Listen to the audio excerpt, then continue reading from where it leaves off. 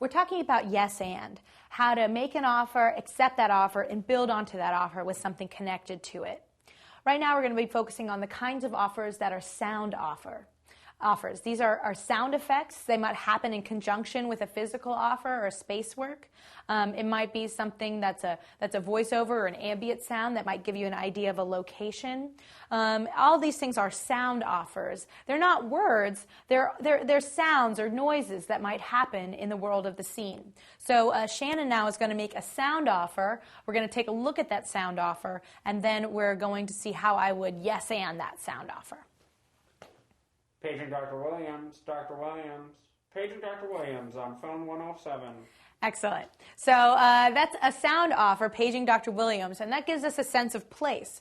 I heard we were in a hospital, and to me that might be, if my character might be Dr. Williams. So there's also a little bit of plot involved there where there's some kind of emergency or something where Dr. Williams is needed. So this time Shannon's going to repeat that sound offer, and I'm going to yes and it. Paging Dr. Williams, paging Dr. Williams. Dr. Williams on phone 107.